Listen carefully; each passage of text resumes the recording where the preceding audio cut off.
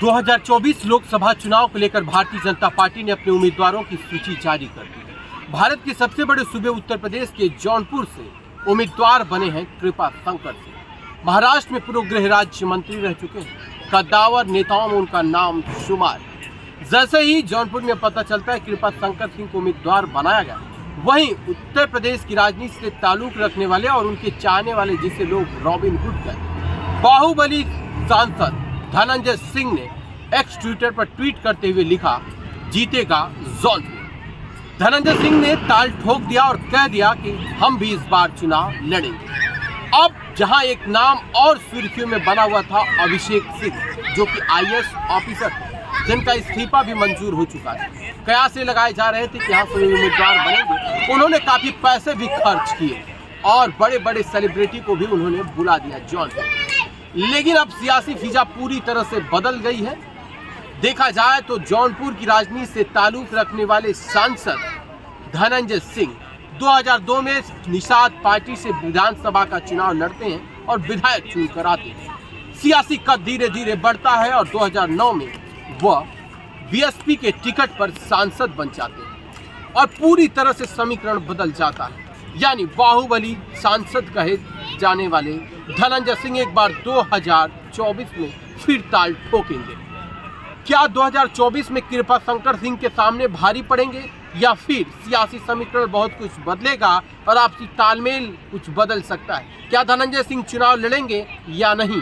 लेकिन जिस तरह से उनके ट्विटर और उनके समर्थक उत्साह भरा पोस्ट डाल रहे हैं, उससे ये प्रतीत हो रहा है कि धनंजय सिंह चुनावी मैदान में ताल ठोकेंगे। वो धनंजय सिंह जो कि कक्षा 10वीं से लेकर के ही सुर्खियों में बने रहे, 12वीं क्लास में भी उनके ऊपर आरोप लग चुके। वो छात्र राजनीति से ही बड़े एक्टिव रहे और साथ ही साथ धनंजय सिंह का जो राजनीतिक सफर था, उसके पहले वो अपने दोस्त यानी जिसका एक दौर में खौफ था, उनका नाम था, आप सभी लोग उनके दोस्त को जानते होंगे लेकिन मानते भी होंगे, वो बहुत बड़े बड़े ठिका लेते थे और फिर धनंजय सिंह उनके साथ जुड़ चुके और उसके बाद धीरे धीरे उनका लगाव राजनीति में होने लगा।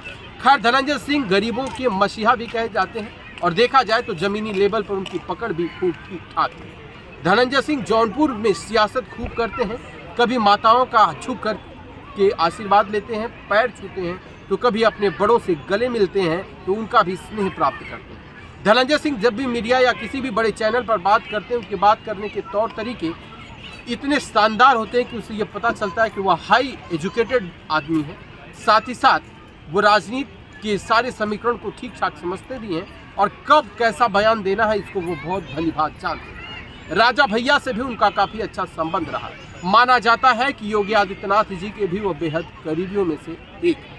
धनंजय सिंह का जलवा तब देखने को मिला जब हुआ उनके ऊपर बड़े आरोप लगे थे, पुलिस उन्हें खोज रही थी, लेकिन वो मल्ली विधानसभा में क्रिकेट खेल रहे थे। उस वीडियो को अखिलेश यादव ने भी ट्वीट करके सोशल मीडिया पर डाला था।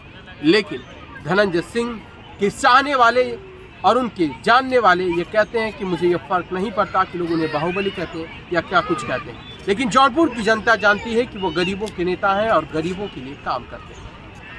कृपा शंकर सिंह देखा जाए तो जिनकी राजनीतिक सफर महाराष्ट्र से शुरू हुई, अब उत्तर प्रदेश के जौनपुर में, जिसको वो कह रहे हैं कि उत्तर प्रदेश हमारी जन्मभूमि रही है, कर्म भूमि रही है, और वो इमोशनल होते हुए भी नजर आए। और उन्होंने कांग्रेस पार्टी पर आरोप भी लगा दिया। एक तरफ स्वीकार किया कि कांग्रेस पार्टी ने मुझे नेतृत्व करने का अवसर दिया, तो दूसरी तरफ उन्होंने यह भी कह दिया कि कांग्रेस पार्टी पहले लीड करती थी, अब डील करती हुई नजर आ रही है। उन्होंने कहा कि लोग प्रधानमंत्री नरेंद्र मोदी जी की नीतियों पर और योगी जी के कामों पर भरोसा कर रहे हैं और 2024 में हम लोग उत्तर प्रदेश में 80 की 80 लोकसभा सीटें जीतेंगे। अब देखना बड़ा दिलचस्प होगा जौनपुर की जो लड़ाई है और सियासी जो फिजा है वो किस तरफ जाती है।